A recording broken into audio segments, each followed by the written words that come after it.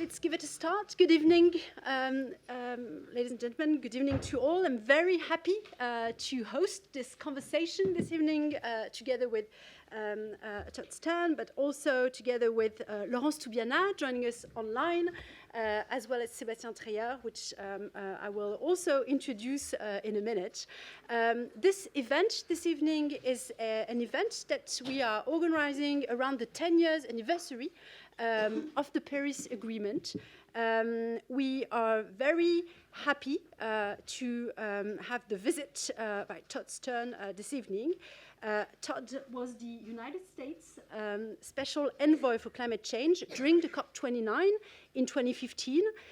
He's come to Paris to share some of his experience, his views on the future of climate change, and the way to act in this particular context.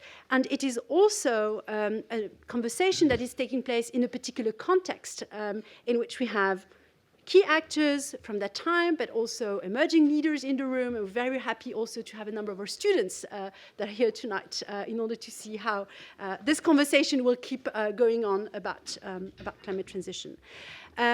So it is my great pleasure also to say that in order to organize this event, we brought together a number of teams. And first, we are very happy to work on this event together with IDDRI and with our colleagues. And a number of IDDRI colleagues are in the room, so I will not mention them all. But I think we owe a lot to them for organizing this discussion.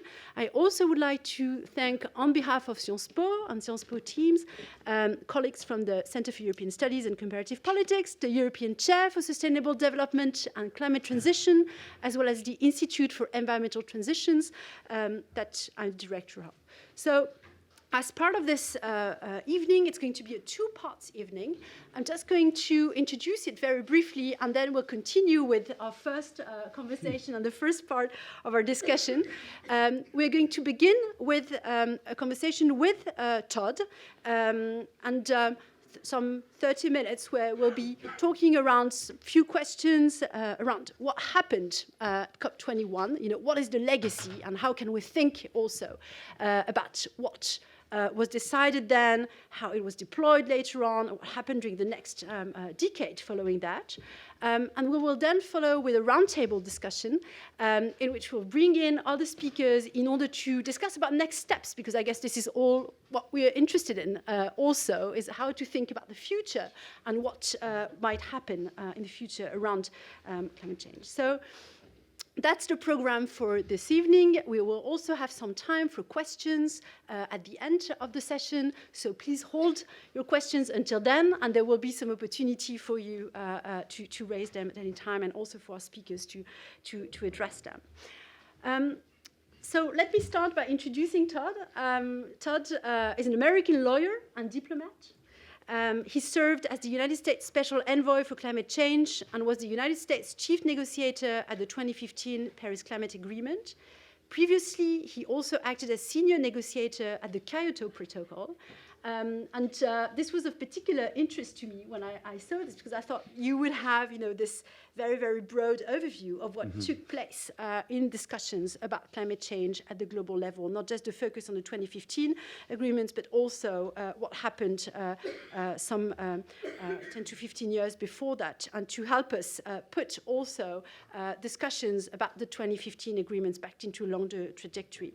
So my first question to you would be, reflecting on 2 decades of global agreements, from Montreal Protocol, the Kyoto Protocol, to the Paris Agreement, what would be your main points that you have promoted during those 2 decades, and what are the main achievements that you see in this long history? So thank you very much, first of all, for having me here. Thanks, everybody, for coming.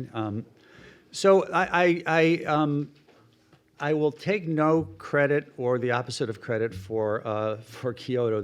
I was working in the Clinton White House at that time on a totally different subject and subjects, and was pulled in July, a few months before Kyoto, because the powers that be thought they needed another senior person to get engaged. So I did start to get engaged there. That was my first introduction to the bizarre world of climate COPs. But the thing that I took, so I don't take any blame or credit for what for what happened there, but it actually was a very important moment, because it sort of solidified a paradigm that was more or less in place with respect to the climate talks. And that is that the sort of paradigm that agreement should follow is that there was an absolute separation between developed and developing countries, which tended to be called, even by the parties who were there, a firewall between them. So developing countries not asked to do anything, no matter how big they were, and developed the opposite.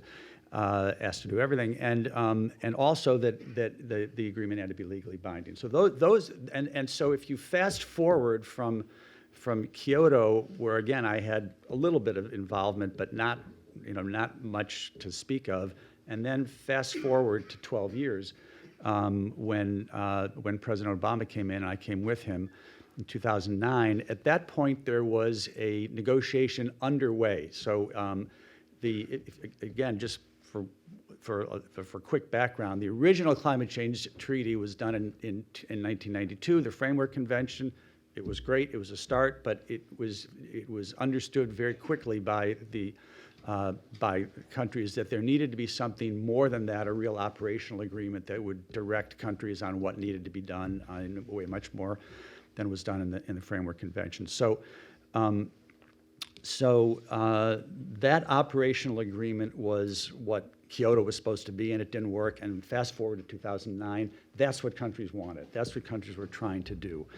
And I came in January of 2009 with one conviction stronger than any other conviction, which is that we, the United States, were not going to do what happened in 1997, which is that we said yes in Kyoto, and then we didn't have a ghost of a chance of getting it approved by the Senate. And it was the kind of international agreement, that's not true for all international agreements, but it was the kind of international agreement which under our Constitution requires what's called advice and consent approval, in short, of the Senate, and not just approval, but approval by 2/3. And there was no shot of that in 1997. So we said yes, and then we couldn't join. And in 2009, I came in with a conviction of never doing that again, because it's of no use to anybody, not us and not other countries. So I then knew that there was an existing paradigm that most countries all over the world thought was what needed to happen that year, which we couldn't live with. So that was the framing for the United States of really the whole thing. And there was, I won't go into details. 2009 was an unbelievable, the most dramatic and tumultuous and sort of mind-bending COP of all 7 years. It was regarded by most people, and definitely then, and I think even today, as a complete failure. We in the United States did not think it was a complete failure, because we thought it started to chip away, just a little bit, but started to chip away at that firewall between developed and developing countries, which couldn't work, and started to introduce the notion that, well, you actually can do some important things even if it's not legally binding. So we started to make just a little bit of headway. And I think, and I say so in the book, that I think planted seeds that eventually blossomed or eventually grew in Paris. But so that was really, really important. Because it was another feature of negotiations that it's important to understand is that the way decisions are made in climate change is by consensus, which means basically all countries, 195 countries, have to say yes. Very hard. So in Kyoto, by the time Copenhagen, before the whole thing was done, you had an agreement by about 30 leaders on a short 2.5-page agreement, the Copenhagen Accord. But there was revolt on the floor. Maybe only 10 countries, but that's enough to stop it. Before it all ended, we managed to get some UN-type language, it was taken note of, which seems like, well, who cares about that? That doesn't give you much. But it actually kept it alive. And I title the second chapter in my book, or the second, it's actually chapter 4, but the next year as the 13th month, because it was for us all about getting that the substance of that 2.5 page agreement that was not fully adopted, to get it adopted in 2010, which happened, and then there was in 2011, the discussion was all circled around a mandate for a bigger, better agreement, and that became Paris.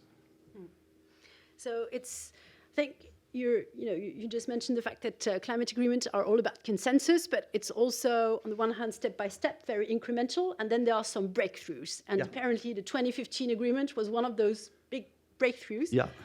Reflecting on that major agreement that was introduced then, could you tell us a little bit about what was the political context back then? What part of the political context contributed to this successful agreement? I think we should all remember that it was also a different international dynamic at that point, where multilateral agreements were also quite valued as being one of the main approach to international relations. And I think this is a period that we look back now on, and we need to remember ourselves that this was the way through which international dynamic operated. If I remember correctly, it was also about bringing together an agreement between the US and China. Mm-hmm. And so to break this firewall that you mentioned before between developing and developed countries. But it was also, and for me, I work on cities, and a lot of the work being done in cities and at the local level. I remember that 2015 was also one of the first COP where this multiple stakeholders agreement were being brought in the picture. So there was not just the private sector, but also local authorities, a number of observers that were actually playing quite a big role. And it's a time when COPs opened to this wide range of stakeholders. So can you tell us a bit more about what made it so different in 2015 and how to think back about those drivers? Yeah, sure. So a couple things. I'll start at the end and go backwards. But it was indeed a time when the world of what are sometimes referred to as non-state actors, which sort of means everybody other than the negotiators. So it can mean subnational leaders, it can mean business, it can mean NGOs, it can mean all sorts of others. And the person, I can reduce this to a particular person in my head, and maybe she's not going to be on, I guess she's probably listening to all of this, but the person who I associate this big advance with is Laurence Tubiana. And I remember having dinner at some time during the year with my sort of most important advisor / partner, Sue Biniaz, and I think it was the three of us. Maybe there might have been a fourth person there. And Laurence was talking right then about really wanting to broaden beyond just the country actors. So that was important, and that I very much attribute to the French and to Laurence personally. I think if you want to kind of, if I'm getting your question right, if you sort of want to understand how it came together after all this time, like what made it come together, I think there were a number of things a number of factors that were really important. One thing is, so remember the effort to get this operational agreement first started in 1995. This was now 2015. Countries had been trying and failing for 20 years, right? So there was a real sense of need to have this work from the point of view of climate change, but also from the point of view of multilateralism, which is enormously important all over the world, particularly for countries who don't get in the door unless there's multilateral action. It's great to talk about the G20, but that's 20 countries out of 195. So there was and there had been so much failure, and there had been so much progress here. And now I'm going to raise another aspect of what made this work, is that there was a stunning agreement between the U.S. and China at the presidential level just 1 year before, in November of 2014, where President Obama and President Xi Jinping walked down the aisle together, red carpet, the whole works, in the Great Hall of the People, and jointly announced their respective targets for the upcoming Paris Agreement, together with a negotiated statement that said things like, we're committed to getting this done, and if there's problems during the year to getting it done, we're going to work together and fix the problems. So it was a really strong statement. We had decided, John Kerry had a big role in this, we had decided to try to do something like this all the way back in January of 2014.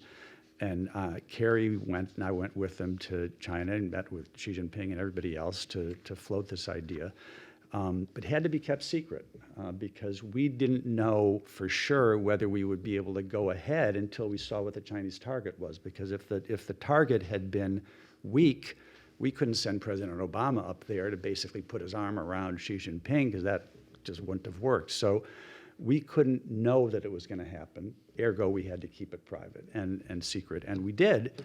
And when it then happened, it was just completely electrifying for the whole climate world. And this was front page paper, and the front page of the newspapers all over the world. And it sent an incredibly important message to the other 193 countries of the COP, which is that after all of this failure, this thing is going to actually get done. We have the two 800-pound gorillas who have always been fighting, and they've just said that we're going to do this together. So that was an enormously important moment.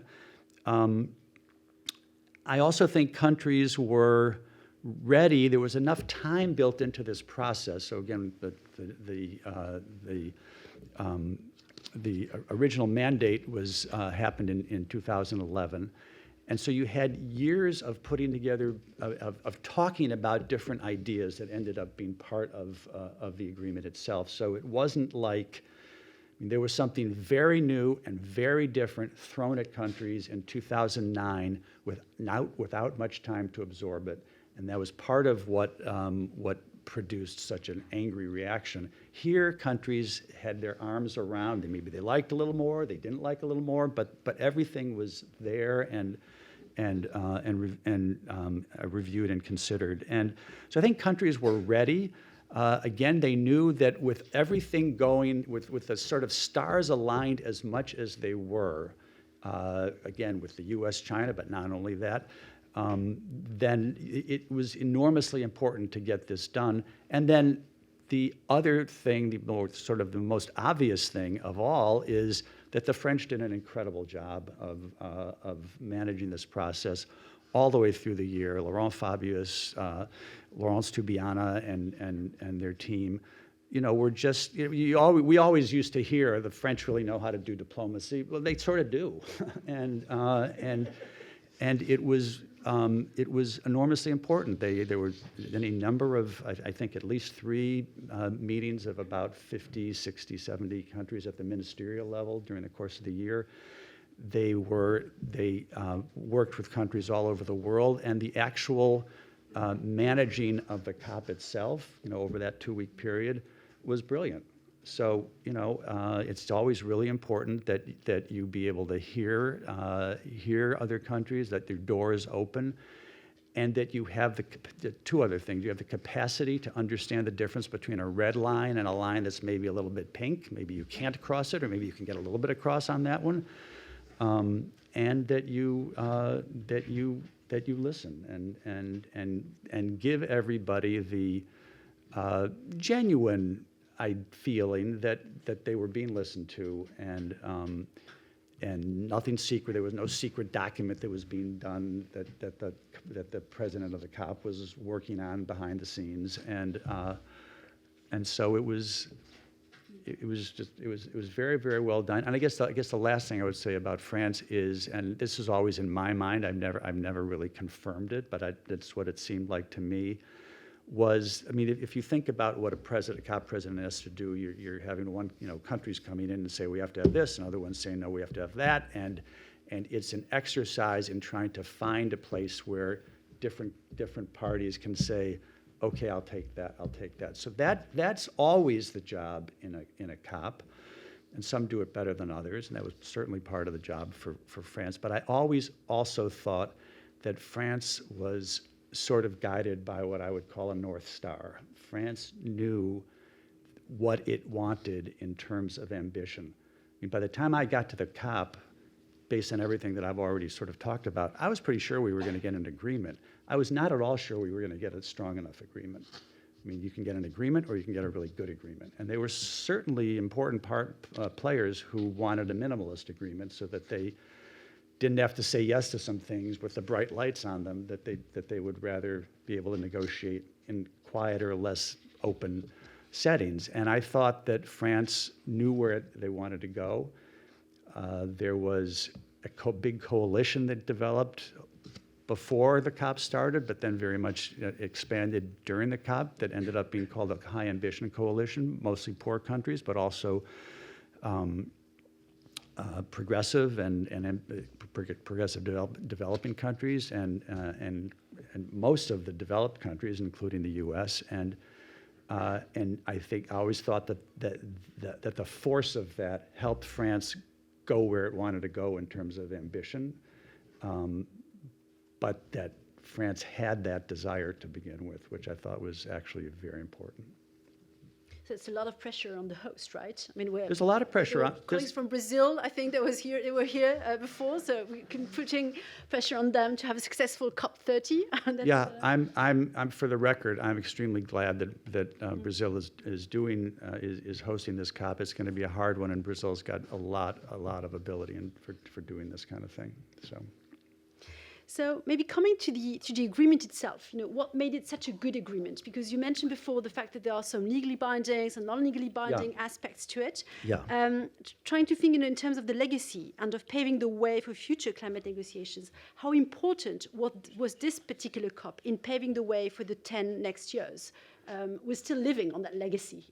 Well, I mean, it goes without saying that everything is not all going perfectly. I mean, we have got a lot of challenges, and that's even before we had the American election. But I would say there was a few things that stand out as really important. To begin with, it was universal, so everybody was in it, and it was universal in the sense that it's not like you act and you don't act. Everybody was acting, and meant to be durable. So it wasn't going to last for 5 years or 10 years. It was going to last on and on. It was innovative in a number of ways. It included both elements that people referred to as bottom up, and so think of countries' pledges to reduce their emissions. It wasn't the case, and indeed it couldn't have been the case, that everybody negotiated what everybody else was going to do. That wouldn't have worked.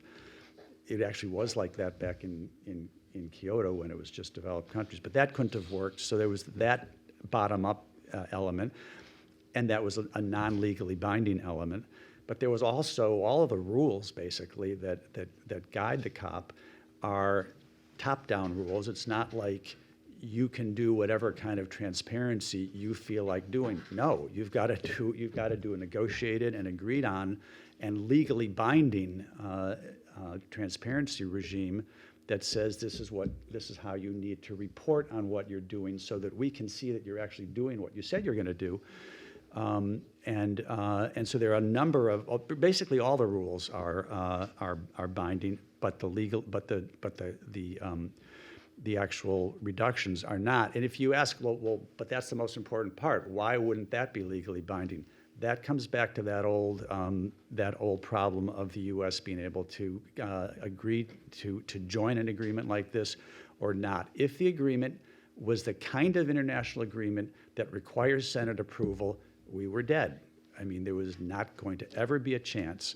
No matter what we did, there would be no chance to get 2/3 of the U.S. Senate. And we knew that, and we knew that was really irritating to other countries, but we couldn't help it. And so we absolutely insisted, and again, Tubiana is her background is as a State Department lawyer, so she knew this stuff upside down. So it had to be non-legally binding at the level of what you were promising to do. it had a lot of ambition built in, ambition in the sense of what you're promising to do.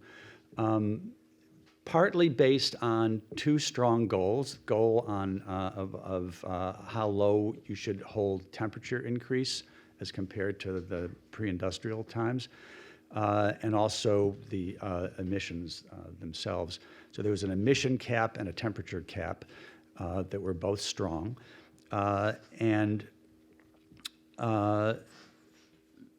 there were two 5-year cycles that were very important to the whole process that were agreed to. So one is a 5-year cycle for all countries to re-up what their pledge is going to be. So and the first time that's happening, that period where you're supposed to increase what you've said you were going to do, is this year, 2025, and with a bunch of language in the paragraph that talks about this.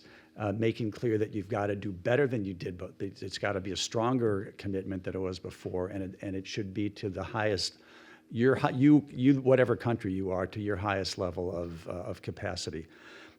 So that was all important, and then the differentiation, the thing that's not the firewall. It's not the case that there's no differentiation. There is some, but it's very much more modified, and it's done in a way that is consistent with what people need, but not in a way that upsets what the agreement is able to do. So all of those were elements. I mean, there's doubtless others, but those are the ones that come to my mind. And they were, in almost every case, unique in the sense that they had not been part of a climate negotiation before. Maybe one last question before we open our discussion and ask Laurence Tubiana and Sébastien Treyer to join in. Do you have any regrets? Is there something that you would have done differently? Looking back then, I guess this is always a question, you can ask yourself, is there anything I should have done differently? Is there anything, that I have regrets about? And it's maybe also a lesson for future generations and the continuation of our roundtable discussion, how to move on from there. Yeah, well, there's certainly a regret in the sense of there is an ongoing problem that's kind of built in, and but if you ask me, so what would you have done to fix that? Then I sort of don't know, but the Paris Agreement is kind of built on the notion that that countries would be kind of pushed, and that the whole understanding worldwide of what needed to be done would push countries in a direction of higher and higher ambition, more and more buy-in, greater and greater kind of belief, and that a strong Paris Agreement would push countries to do better, and countries doing better would strengthen Paris, a sort of mutually reaffirming cycle. That's what sort of needs to happen if you have an agreement like this. And I mean, I think if you look at what's happened in the years since Paris, and again, I'm putting aside the sui generis problem of President Trump, but if you look at what's happened, it's both been pretty good in a lot of ways, and it's been not good enough. So we are not on track. You have lots of countries promising to do things, promising to be net zero by 2050, promising to be X, Y, and Z. And as my old friend Paul Watkinson from the French delegation said to me earlier tonight, but there's not enough implementation. There's like pledges, we're going to do X, Y, or Z, but not doing enough of it. And that is a problem. And I think that at some level, well, let me just, so I don't take too long, I'll just sort of finish up this part by saying that as I kind of look at the climate landscape going forward, I see three big factors which kind of, to me, sort of at some level sums up where we are. So the first is that the that the science and impacts of climate change, the things that we're seeing out our window, that we're seeing all over the world, are coming at us faster and harder than anybody thought, and than any of the best scientists thought 10 years ago, 15 years ago. So it's worse. That's number one. The second thing is the progress on the technological progress toward the green transition has been absolutely spectacular. Like, you could have never dreamed it. If you had been asked 10 years ago, be crazy, tell us what you would like to see happen, be crazy, exaggerate, you wouldn't have guessed this. I mean, we are improving at a spectacular level, at such a level that if we didn't have to get to part 3 of this 3-part harmony, you'd say, like, well, maybe we could actually get somewhere near net zero by somewhere near 2050. You'd at least be in the ballpark. But number 3 is there's obstacles, and the biggest obstacle is generated by the fossil fuel industry and by the sort of political economy power that comes from that. So they have a lot of it's both what they produce and it's the influence they have in countries all over the world, whether it's China or India or the United States or Europe or Brazil or wherever it is. And that, the nature of the what's going on and the really, again, spectacular innovation that's happening all across the board. I mean, startups, working on every, imaginable aspect of emission creation. You would say that that's enough, but it's not enough unless we can sort of overcome those obstacles. And a piece of that, again, which is not easy it's not easy to generate, but a piece of that is really about hearts and minds, and that, whether that's talking about presidents and prime ministers or it's talking about citizens. The biggest challenge always in climate change is it's not absolutely immediate. You can always think, well, I got something, I got to do more. We'll get to that. When COVID struck, leaders shut down cities of 10 million people overnight. If you would have asked anybody a year before, could you even imagine that? They would have said, you're completely crazy. How could you possibly do that? But then you could do it when you had to do it. Climate change is just as serious, and it's going to kill a lot more people than COVID did, but it always feels like not quite immediate. So those are the things that's hard. I mean, and again, I'm sure there's something that we should have done and would have made it somewhat better, but I think I can't put my finger on exactly what that is, but I see what the problem is. Well, thank you very much for reminding us, about what and how important this agreement has been and the legacy we're building on. Sébastien, do you want to join here? Yes. And I think Laurence can hear us well. So maybe I want to introduce the 2 speakers who will be joining us now as part of the roundtable and joining Todd and myself in continuing that conversation. So first we have Laurence Tubiana, who is online. Laurence is an economist, an academic, and a diplomat. Since 2017, she has been the CEO of the European Climate Foundation. She served as France's climate change ambassador and special representative for the 2015 COP21 climate change conference in Paris, for which she became recognized as being one of its key architects of the resulting Paris Agreement. She's also the co-founder of IDDRI, which I will mention in a moment, and I think it's quite important to mention this link. Welcome, Laurence. We're very happy that you were able to join us this evening. And we're also joined by Sébastien Treyer on my left, who is the executive director of IDDRI since January 2019. He's also chairman of the scientific and technical committee of the French Global Environmental Facility and a member of the lead faculty of the Earth System Governance Network. And as such, quite a good bridge between the science that we do here at SciencesPo and helping make that connection with policy and negotiations taking place as part of climate change. So I guess the main theme that we want to address now really has to do with what's next. And Todd Charles mentions the gorillas in the room.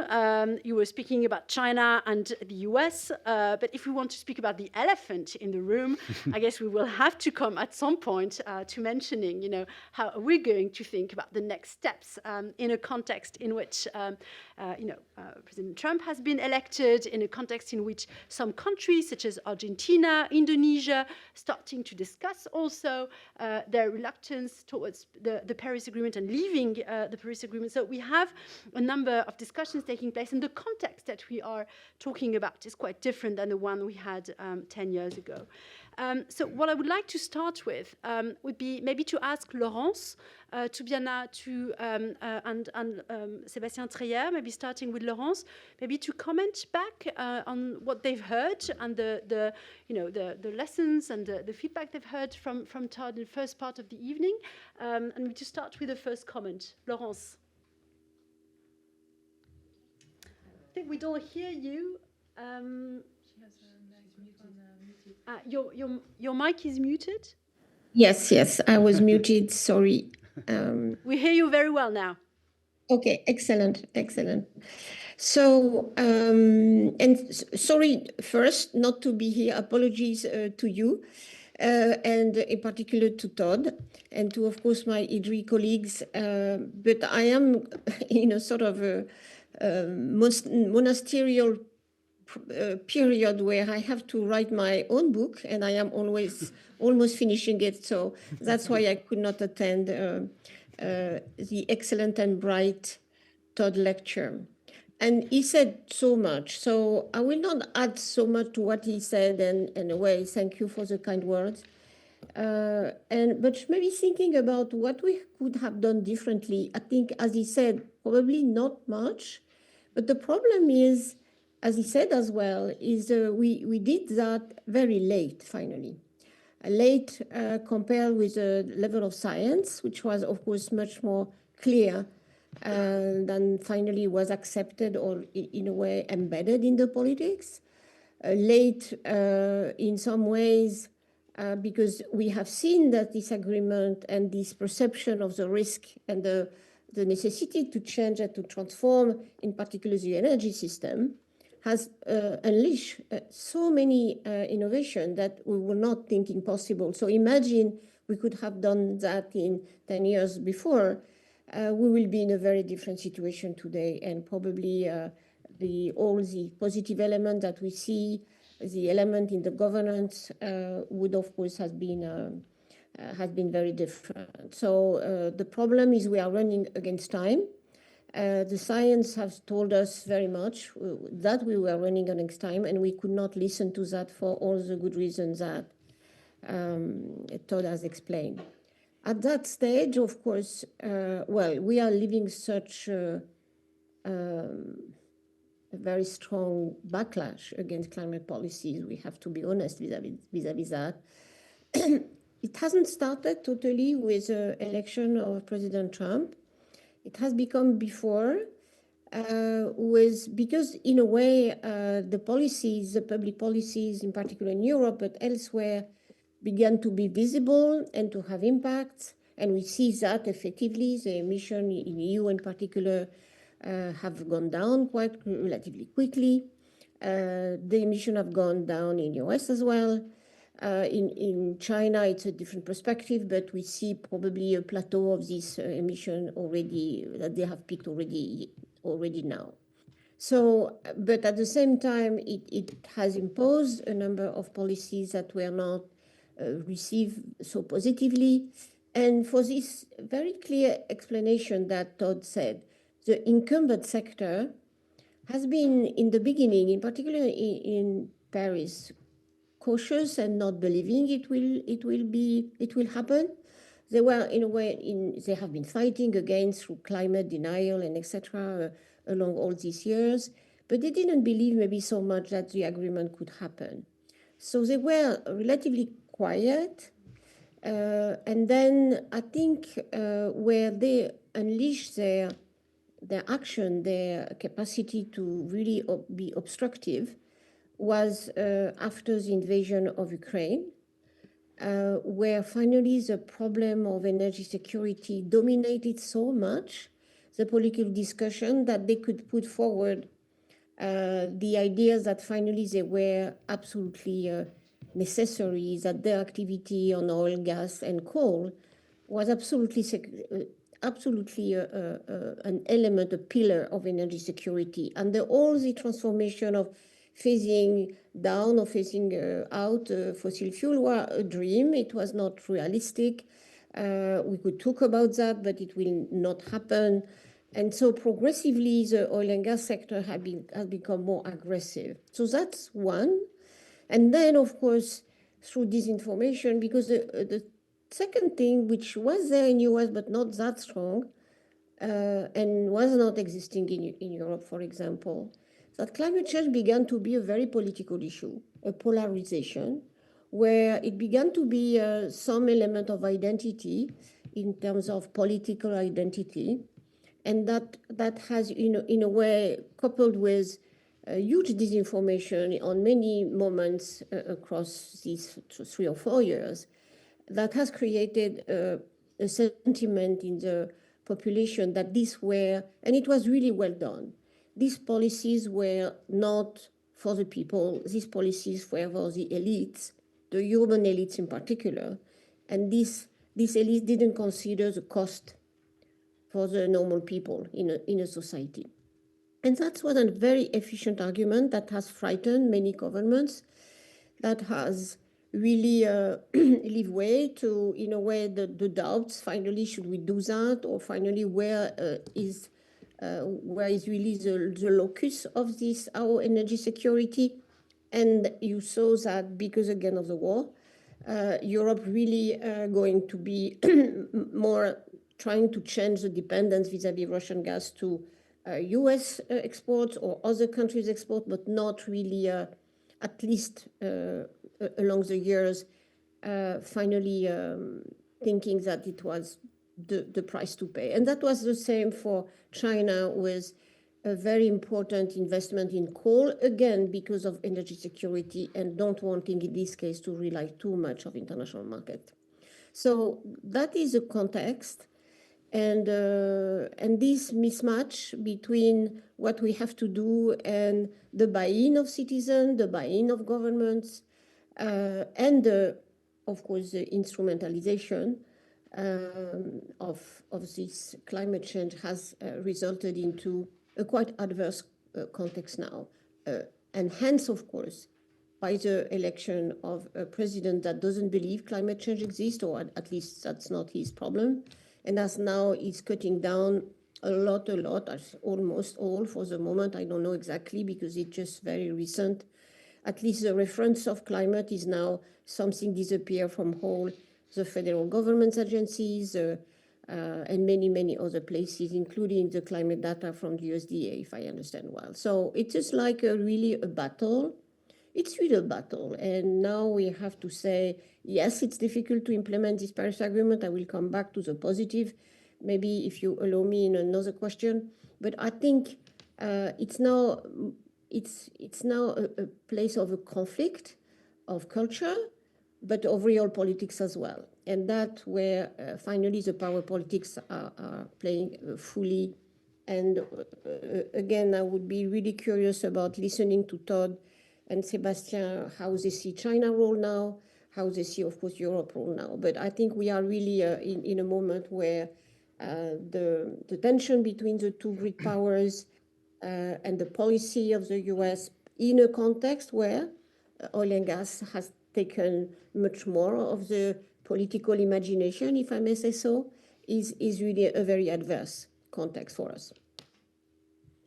So maybe just to continue on Laurence's last question, over to you, Sébastien. Do you want to comment maybe on the main key points that were addressed, both by Todd and by Laurence? And maybe tell us also a little bit, as the work that you're doing at IDDRI and the agenda that you're pushing here, in the current political and geopolitical context, what scope is there for future multilateral agreement? This is a little bit, it's of course, it's not just a naive question, but I guess it really is an issue about what scope is there? Is there some point, in pursuing this type of approach for the next steps? Is it the right way forward? Are there maybe other approaches that should be pursued?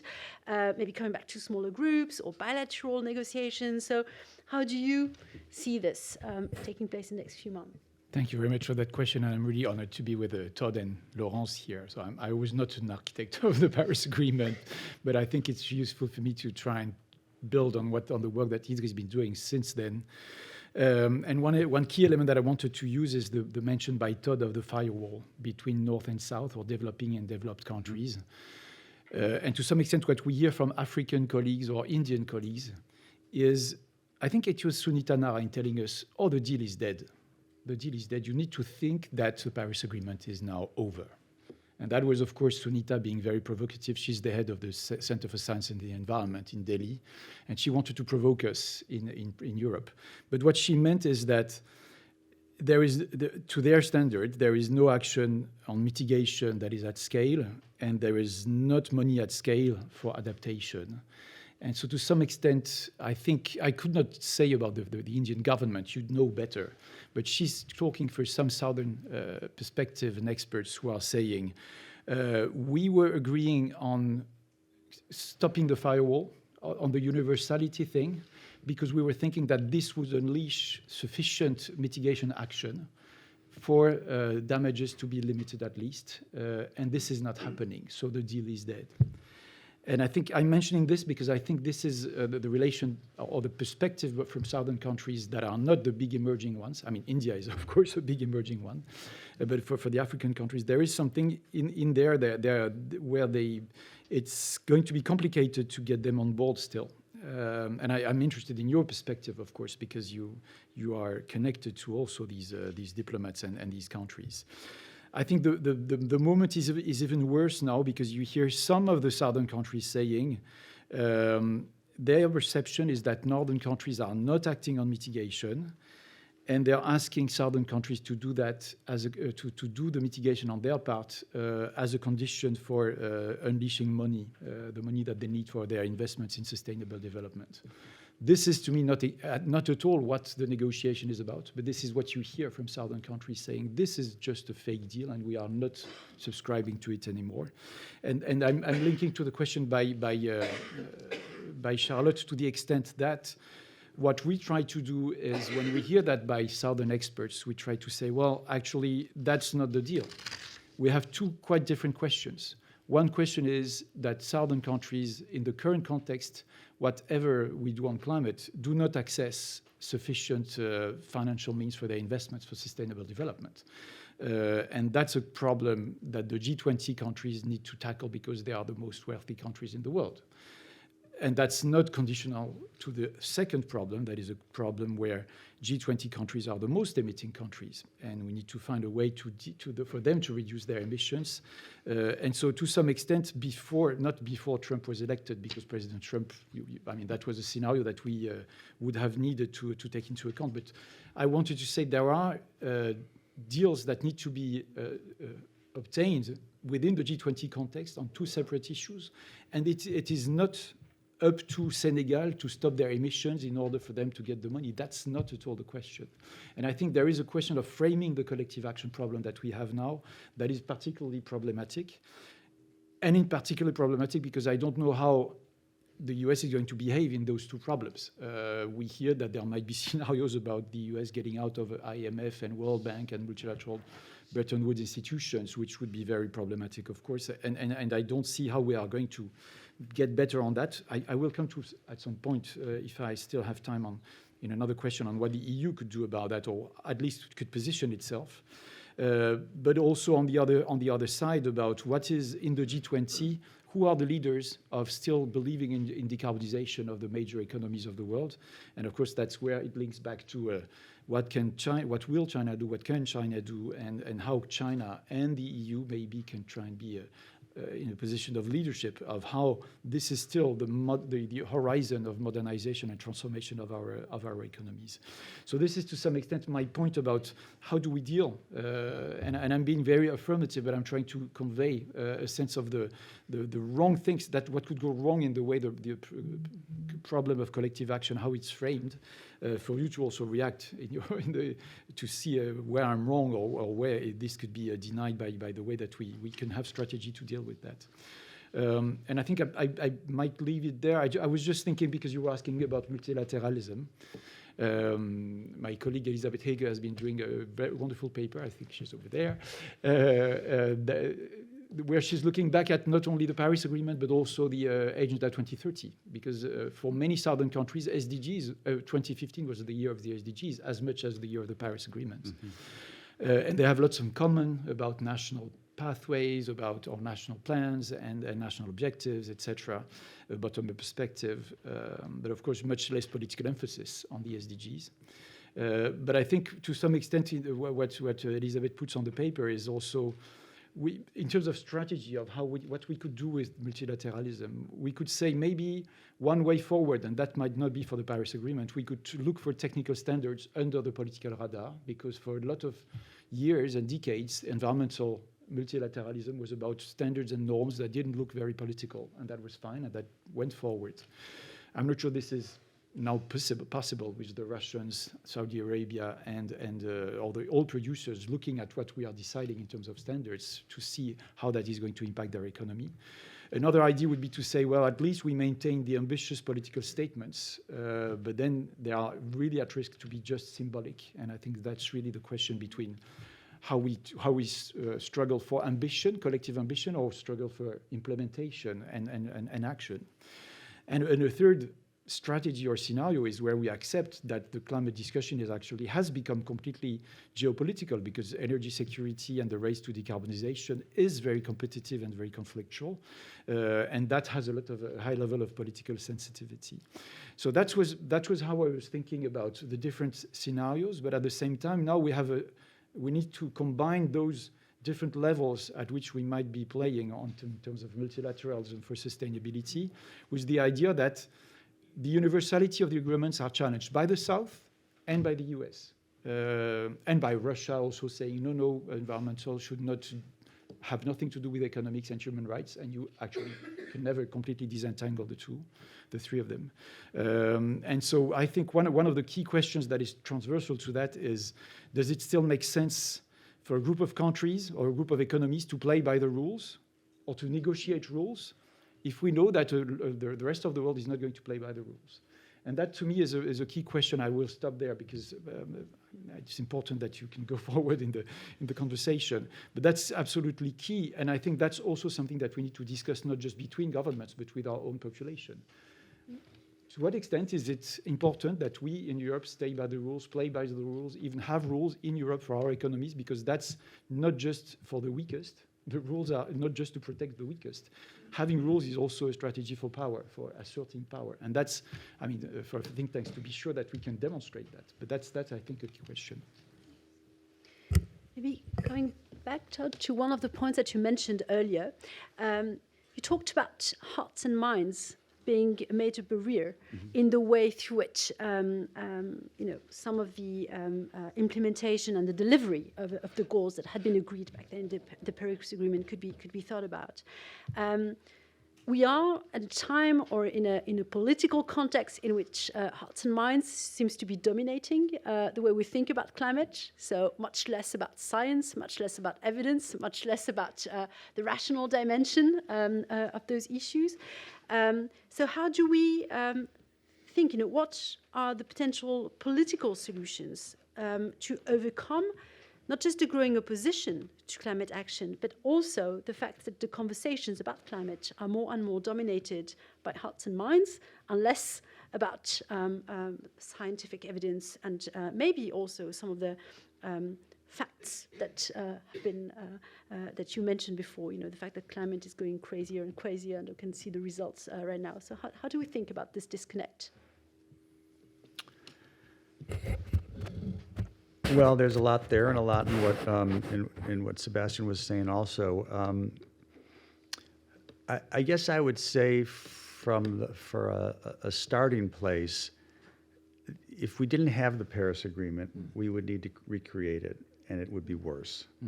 Right? So in whatever ways it is insufficient, the solution isn't in contrast to what your Indian friend or Indian She's a friend. interlocutor said, that's not the solution. And they don't mean it to be the solution, actually. They might mean it to poke you, but that can't be the solution.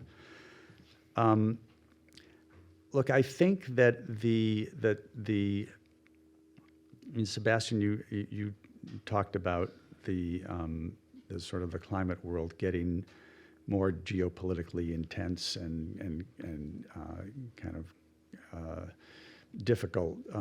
The reality is climate change in the context of the international body of countries has kind of been that way in one way or another for a long time. It's actually other international and multilateral efforts have been less that way. Climate's kind of always been that way. And to some extent, you know, I kind of think that all of the kind of very understandable residue of the isms like colonialism and imperialism and things like that get kind of in effect absorbed or have been absorbed into the climate world, even though there's not, I mean, you can point to developed countries as having like committed a wrong by releasing all of these emissions, but it doesn't really add up because nobody knew there was anything like climate change until very, very late in the day. So, and every developing country wants to use the same technology, right? So that, but the anger is there, and I remember, which year was this? I think it was 2014, the COP, and a very fiery and powerful speaker from South Asia had the floor, and he was going at it in ways that were very much kind of in that vein of old and long-lasting anger. You know, you guys don't understand us. We, you know, I don't remember the exact words now, but it really wasn't about climate so much as, and I think that you have a lot of the anger that you see right now among developing countries, and the COP in Baku that just ended a few months ago nearly failed because the developing countries, Africans and others, were so angry about what the developed countries were putting forward with respect to financial assistance, which actually, if you looked at it, wasn't that bad, but there was just a lot of, so you know, I think that you know, I don't, like, since I'm not part of the real negotiations now, I don't know whether we can find the kind of people that were so important on the developing country side back in 2015. People like Tony DeBroom from the Marshall Islands and Jimmy Fletcher from St. Lucia, who had the confidence of, and they were the centerpiece of a coalition that maybe I referenced this before, I can't remember, but the High Ambition Coalition with over 100 countries, and they were able to work really closely with the U.S. and the EU and others, understanding they weren't going to get everything, and they weren't going to get everything for the people, you know, in other countries that they were representing, but they were pragmatic enough to know that we can get some important things, we can move the ball forward. We're not going to get, loss and damage was a huge issue. They wanted to do things which we, in the U.S., I think also the EU, but maybe more in the U.S., couldn't quite accept, but we accepted a lot more than you know, than what had been anticipated, and we got there. And that was kind of the spirit that got Paris done. And I don't know if there are people out there like Tony DeBroom and Jimmy Fletcher now, but it would be, and it's not going to be with the United States, right? Because Trump has taken us out now, and we don't. I mean, it can be, you know, United States formers on the side providing some advice, but not as the United States per se. But the EU and other players, you know, if you could talk about what has to happen, where can we get, let's not kind of hold everything up on a basis of a demand which can't possibly be met, and you know it can't possibly be met. And by the way, and finance is the biggest issue, and it will really not be possible to be met now with the United States out and Europe under extraordinary pressure to greatly increase its military spending and national security spending, because I couldn't be more sad to say this than I'm sure you are. I mean, as you guys, you are all watching what's happening. Trump is walking away, right? And Trump doesn't care about Europe. And it's shocking. You know, the U.S. and Europe have been the sort of the heart of the world order since 1945.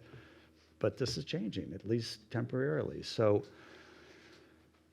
you know, very difficult, but I think, and I really mean it when I say I'm glad that Brazil has the leadership here, because it's a hell of a hard time, but Brazil both has trust of people on both sides and diplomatic skill, and I think we're going to have to, and I think that the conversations are going to need to start now, not 6 months from now, about how we can actually, let's not just envision the way we can be yelling at each other at the end, but let's figure out a way that we can take a step forward where, but you know, the sources of upset, they go back to COVID, they go back to the fact that the fiscal situation of developing countries all over the world is horrendous often, not everywhere, but often. You know, it's a very hard climate, but it doesn't help to talk about let's get rid of the Paris Agreement, because, of course, right? And that's not going to get us anywhere.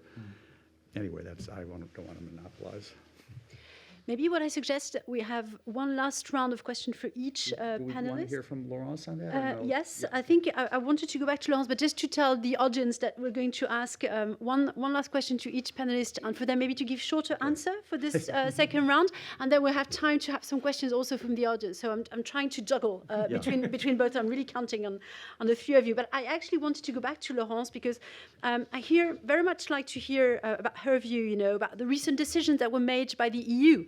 And more specifically, the Clean Industrial Pact that was agreed on last week.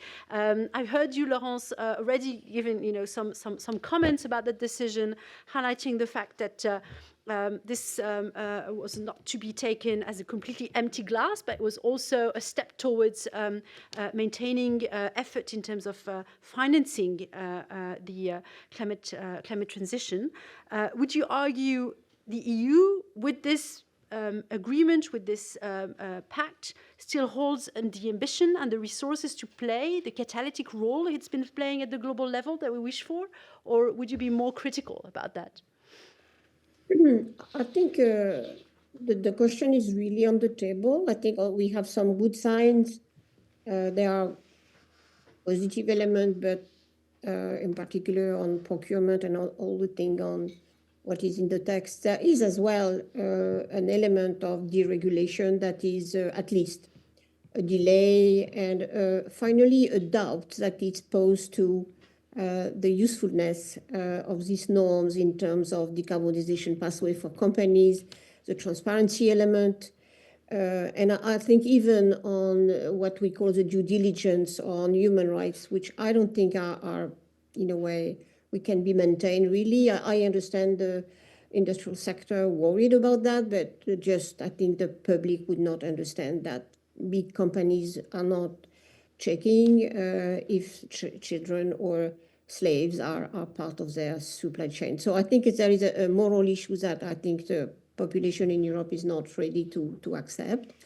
But anyway, there is a push for, because of course of competitiveness of the European industry. And the interesting thing now is that the Green Deal, which in a way was a base of the engagement of EU in the climate discussion, and playing a big role because we have big objective, and probably we will have for 2040 and 2035, hopefully rather soon in May, a good signal of where we will be. So ambitious targets to be consistent with really net zero, which would be at net zero before, if we were fair with the rest of the world, we should be as developed countries at net zero before 2050. But anyway, this is a discussion that goes on. My concern is, of course, as you noticed very clearly, as you said, the defense investment is, of course, focusing all now the innovation or unlocking a number of collective policies in Europe, and that through the defense lens. And as Todd said, that will be an immense financial effort, where at the same time, as in a way Sébastien meant, the international financial system is not is not ready, and now it's more and more evident to in a way help and support the amount of investment that is needed for developing countries to in a way just get out from the fossil fuel system to something different. And and with the same, the access to and implementation of the SDG goal, which we have to recall. It was a very, very important period in multilateralism, this 2015 year. SDGs, and for the FACE movement, the Laudato Si text, which was really important in valuing collective action. So I think the main element is the financial system in general, which effectively, I don't know what the US policy will be there, but the debt, the problem of damages of climate change now, the anxiety in the insurance company, all make a sort of more somber, in a way, scene for addressing the financial issues are totally, in a way, central. I don't know, of course, I will be happy to discuss more the hypothesis that all developing countries are against the Paris Agreement. Of course, it's not the case, but that was not what Sébastien was saying. China is, of course, very, very attached to this agreement because it's at the same time the insurance of their bets they did on the green transition. So that's important to know.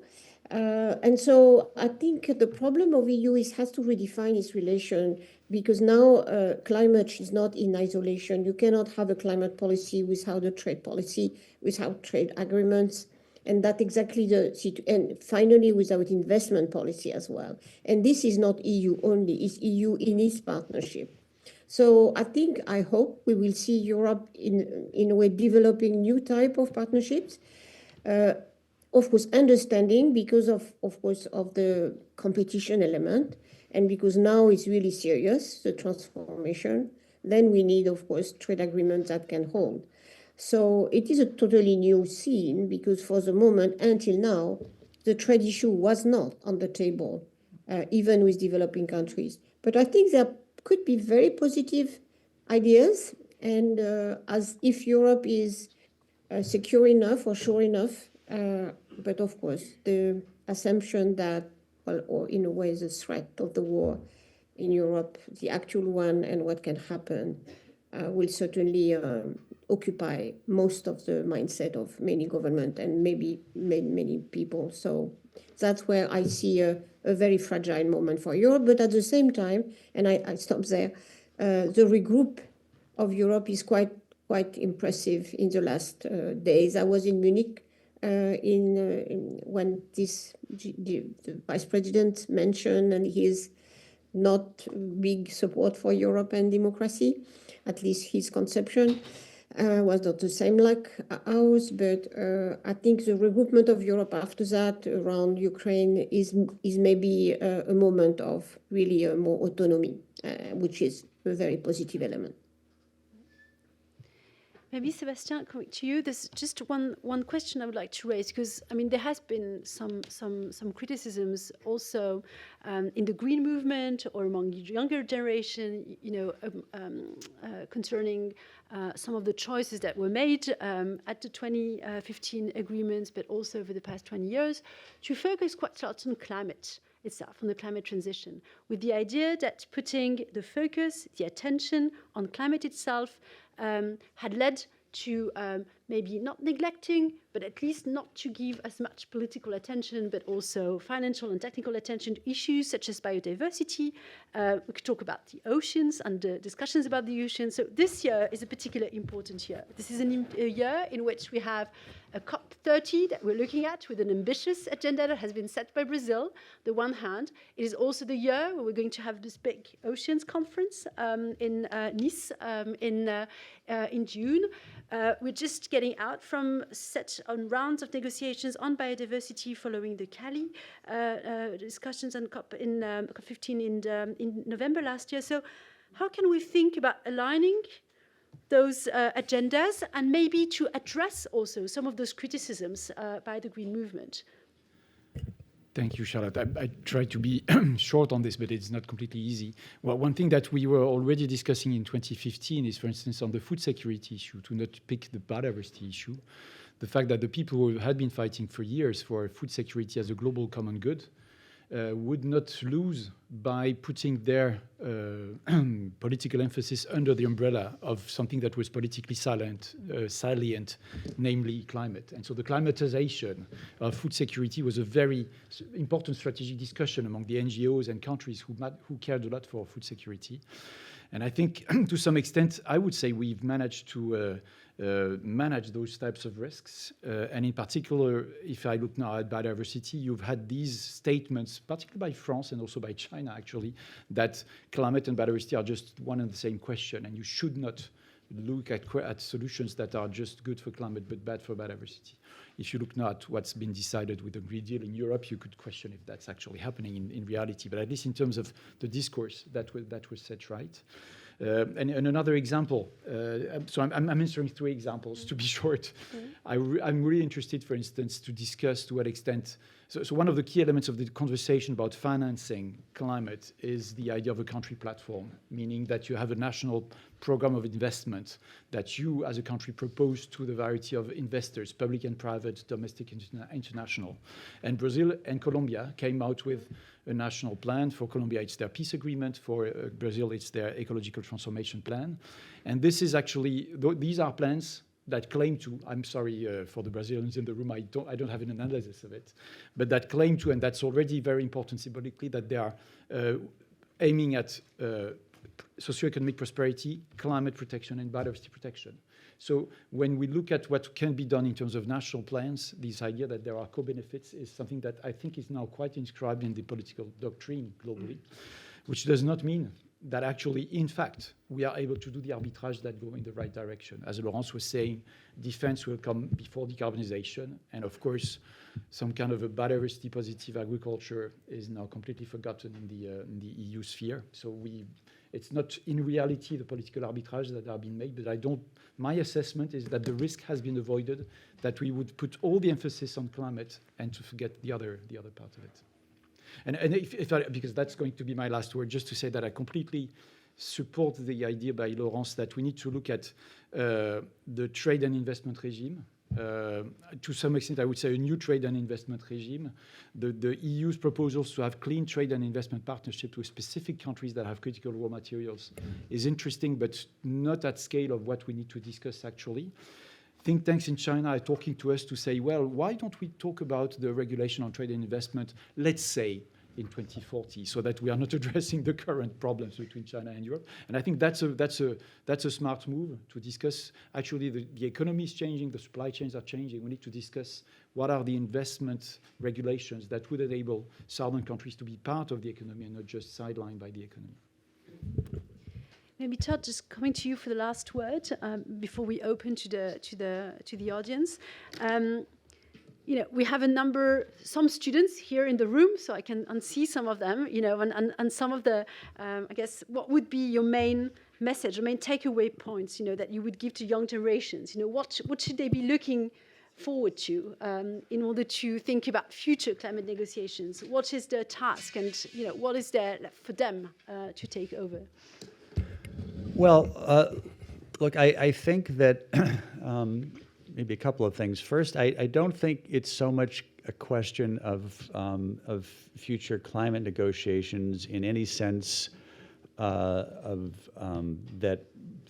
existed back when we were in the phase of trying to negotiate an agreement, because we negotiated the agreement. It's more or less what we've got. I think that the imperative now is decarbonization, its implementation, as Paul Watkinson has said, and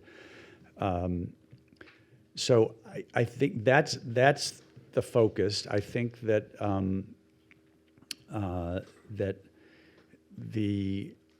the kind of hearts and minds issue, I go back to something that a friend once said years ago, which is in commenting on whatever the COP was that year. I think it was 2011 or 12, but that at the end of the day, leaders and politicians will act when they think that by not acting, they will become ex-leaders and politicians. That it becomes an important enough issue that they have to deal with it. And young people have an important place there. I mean, this is hard. I mean, it's hard for the reasons that I was talking about earlier, that it always seems like you can sort of make it mañana. It can be something that you get to.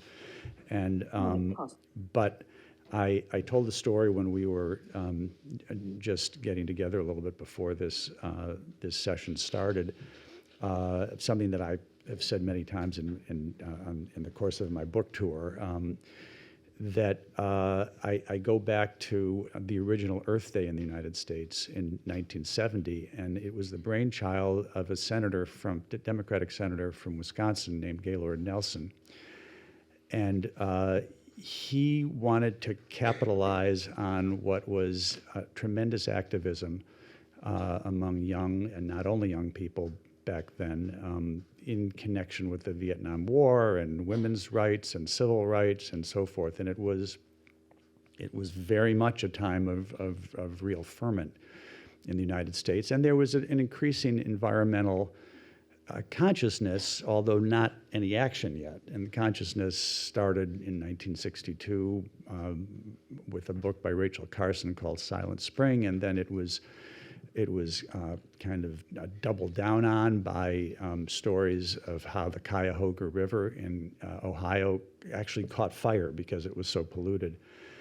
And so Gaylord Nelson wanted to have what he called, and what was a phrase of the day of back in the 60s, of a teach-in. And he assembled a bunch of students and young people to try to help organize the thing. And so they held the first Earth Day to be teach-ins all over the country, and 20 million people showed up. Completely shocking, just an unbelievable turnout of will. And in short order, by short order I mean in the next year or two, the Environmental Protection Agency was created, the Clean Air Act was created, the Clean Water Act was created, and all in the presidency of Richard Nixon, who was never accused of being a liberal. And then all through the 70s, more and more got done. And that was a sort of illustration, I think, of what I said in the first place, which is that if politicians think they're in trouble, if they don't act, then they'll act. And if they don't think they'll be in trouble, maybe they will, maybe they won't. Maybe the lobbyist from Shell or Exxon will kind of be more compelling. So that's not a thing for any one particular group of people to do, and that can't only be the burden of young people. But on the other hand, the world that we're messing up now, the challenge of whether we're going to leave a livable world is going to be suffered by young people more than anybody else. So I think this needs to be young and young at heart, not only young, but I think this issue of hearts and minds is a lot more important than people might think. We're going to get there from the point of view of technology and science and all of that stuff. That stuff is just great. And that's going to keep getting great. We just need everything to go faster. Thank you very much. I think maybe we can make some time for some questions in the room. I propose we collect, so I already see 4 hands, so I think we already have this. So let's start in the back with the gentleman over there and go down till you. Thank you very much for your enlightening insights. I have a question related to the EU, so perhaps more directed to Laurence Tubiana and Sébastien Treyer. This morning, Ursula von der Leyen announced a 800 billion euros plan in order to rearm Europe. And 5 years ago, in December 2019, she also announced 1,000 billion euros to finance the Green Deal. And so I will be very curious to know, what do you think? Do you think those two plans will overlap each other, they will overlay, they will add each other, or eventually, as you said one word, Sébastien Treyer, about it, like is like defense more important than decarbonization, and is eventually the Green Deal will suffer in terms of investment related to the ReArm Europe program? Thank you very much. Wait. Okay, thank you. This was very interesting. So I'm from Brazil. Would love to know other Brazilians here to discuss the big challenge we have ahead. I work with civil society organizations in the UNFCCC, and we were very angry. We shared the anger in Baku, and I understand and I acknowledge where you come from when you say that anger is out there. I don't want to compare Baku with Copenhagen, but can we compare somehow? Do you think that if we don't get to a good agreement in Baku, in Brazil, this system will actually fail? More countries will walk out? And then, sorry, another question, maybe more direct to Laurence. This year we also have financing for development conference. We have this tax convention being negotiated finally in the UN system. How do you see these other negotiations around finance being connected to climate finance negotiations? Because it's a big challenge, and we need to see where the money is going to come from. So maybe finding other sources. Yeah, thank you. I suggest that we already answered to those. Yes, maybe we can answer the 2 rounds of questions, because there were several questions that were asked. Maybe, Laurence, do you want to start? Maybe we can start with short answers so that we have time to get more questions from the audience. So first, and that very quick on Europe, yes, that may be a competition. And I understand that Ursula von der Leyen mentioned that the finance which was not spent of the Next Generation EU fund, which was announced during after the COVID crisis, may be used for defense. So yes, there is a problem of competition on resources. I do think, again, finance is a key element. I think Brazil has a particular role, which I think can make the system progress and transform itself.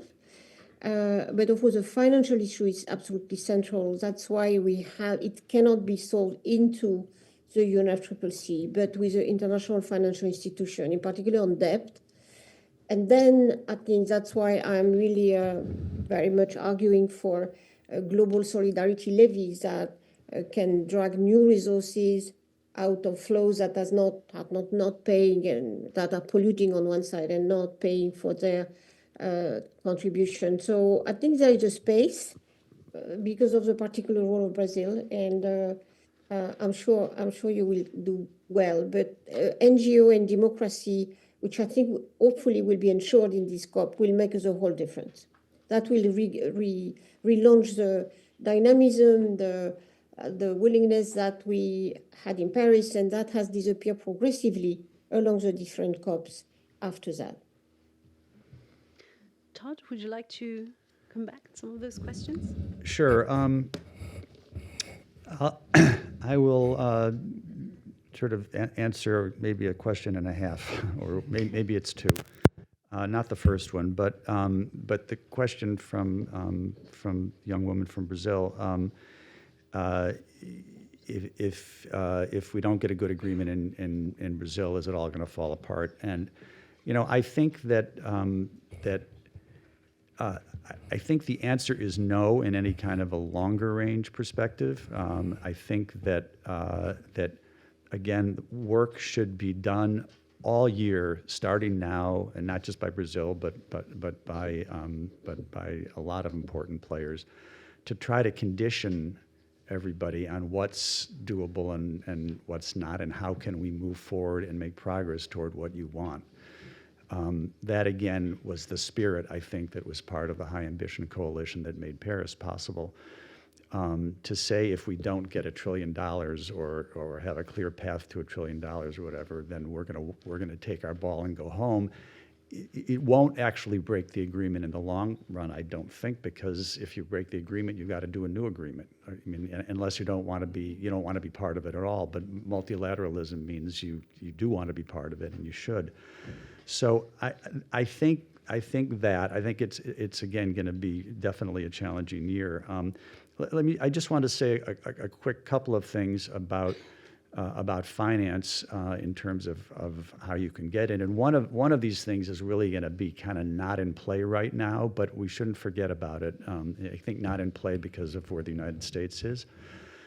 But I think the best sort of document that I've seen, report that I've seen on how to really raise climate finance was done in the Indian G20 in 2023. They commissioned a report by N.K. Singh, who is a well-known economist in India, and Larry Summers is a well-known economist in the U.S. And they did a report called the Triple Agenda. It's not long, it's very readable, and it outlines in ways that ordinary people can understand how by really deep reform, both in terms of policy and in terms of culture, in the World Bank and the other multilateral development banks, and even some national development banks, you could generate a much, much larger amount of funds than go to developing countries now. Not trillions, but probably hundreds of billions, which is a pretty good start. The problem with that right now is that the U.S. has tremendous influence with respect to who's the head of the World Bank and where they take things, and I would guess that it will be difficult to make that happen right now with Trump in power, but that's something that needs to happen. Then there's other things like I think Laurence mentioned levies, if I understood it, but I mean there's levies in shipping, levies in other ways, and certainly levies, taxes on fossil fuels, or look, we'd make a big start if we just got fossil fuel subsidies to be taken away. Forget about taxing them. There's almost $1 trillion in fossil fuel subsidies, virtually a very small percentage of which go to poor people, and all of it. Barack Obama tried to get rid of those. I mean, this has been going on for a long time. It would free up a tremendous amount of money. And the notion that can't be done is just sort of a complete outrage. So I don't know exactly what means should be taken, but that's another piece that I think is part of this.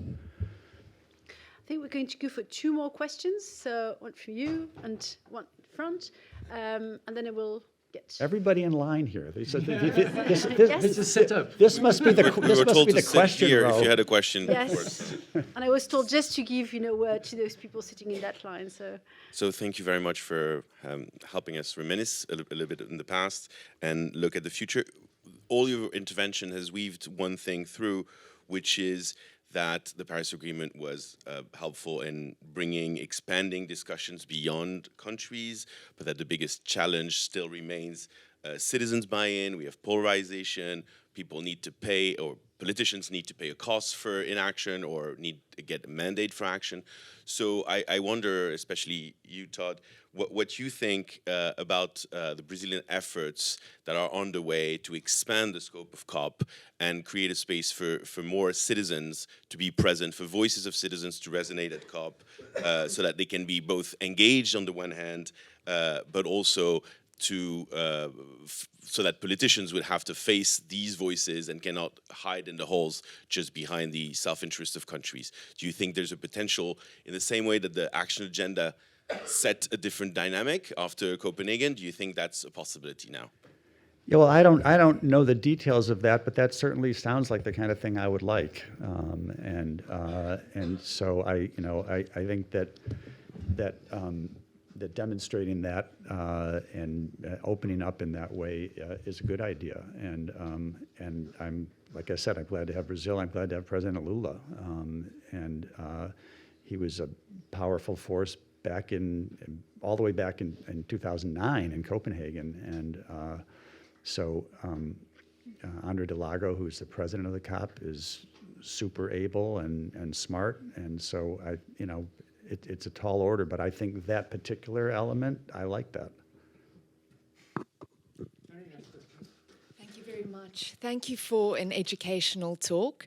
My name is Tiara Walters. I'm from Daily Maverick, a national newspaper in South Africa. And my question is to you, Mr. Stern, or any of the panelists. US aid has now stopped HIV/AIDS funding to South Africa and potentially hundreds of millions of dollars in nature conservation funding as well. So South Africa not only has massive gaps to plug, these are radical, quite catastrophic curveballs for one of the largest emitters in the world.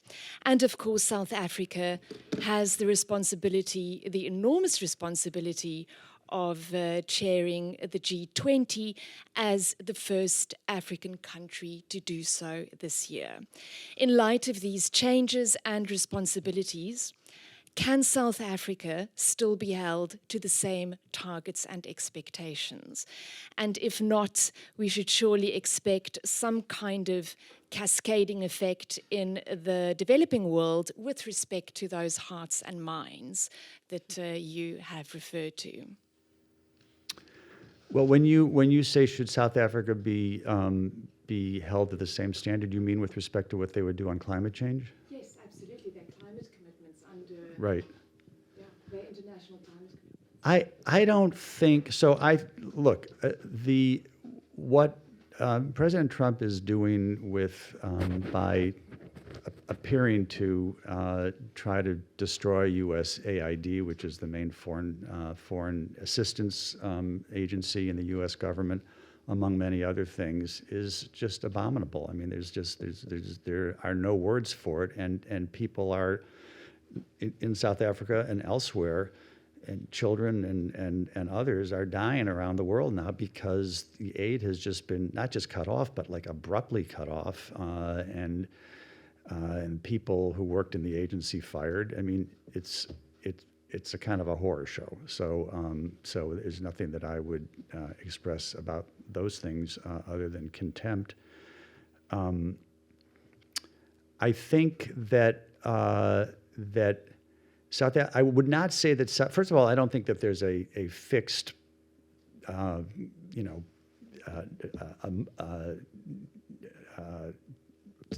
target that people are imposing on South Africa. South Africa should do what it can do on climate change and should not stop doing that because of other problems. So I don't sort of put those two things together. I don't think that South Africa should sort of step away on climate because these other bad things are happening, because South Africa is a really important leader in Africa. Insofar as you say, well, yes, but they can't do X because they have to move so many of their resources into this bucket that used to be supported by U.S. assistance. Well, that's different. I mean, maybe that if there's, but I would call out the outrage, but not then translate that into climate change unless there's like a very good reason to do that. And I think that South Africa as a leader in Africa, you kind of don't want to go there if you can avoid it. That'd be sort of my sense. It's not that anything, again, anyway, I won't repeat myself because we're running out of time. Yeah, we are actually running out of time. I was going to give one last takeaway point to Laurence, then to Sébastien. 1 minute each. Yes, 1 minute each. Thank you, Brigitte. Very easy. I can recommend very warmly to read the excellent book of Todd Stern. And I encourage really to read it. It's fascinating, interesting, with a lot of wit and details and beautiful anecdotes. So that's my conclusion of this discussion. And then for the rest, Thank you, Laurence. So the title of the book is Landing the Paris Climate Agreement, How It Happened, Why It Matters, and What Comes Next. That's the title. Sébastien. No, and from my side, I can just say, Laurence, that we were all expecting your book now also. And I don't know if that's the best way to cheer you up in your monasterial moments, but definitely we are really looking forward to it. And I think one of the very last word from my side is that I want to thank you, Todd, for having come and discussed that with us. It's very important that we don't lose sight of the transatlantic dialogue in a moment where we will all be looking at what can do with China, India, Latin America, etc. But still, we need to talk a lot between the Americans and the Europeans, whatever our governments are doing, and that's really going to be very important. Yeah, I completely agree. And I'm, So I'm ready to talk. So just to finish, I personally take three main points from this evening. The one thing is that we need to get the buy-in from hearts and minds. This is really a point that we've started to discuss, and how to reach out to this particular. We talked about barriers, but let's put it also as a driver for pushing this agenda. The second one, which I didn't expect, was let's get governments in trouble. I wasn't expecting so much from that, but thank you for mentioning this. And I guess this is something that we can also keep in mind and do, maybe not just the younger iterations, but also the youngest at hearts. And I think that's also something to keep in mind. I also heard a lot of pressure on Brazil and Itamaraty for organizing the next COP. So I know the Brazilians in the room are taking this very seriously, and we have great hopes for the negotiations taking place at COP30. So with this, I'd like to thank you all for this evening. Thank you, Todd, very much for coming to Paris and sharing with us your thoughts and your reflections on this Paris Agreement. Thank you also to Laurence for joining us from your monasterial retreat.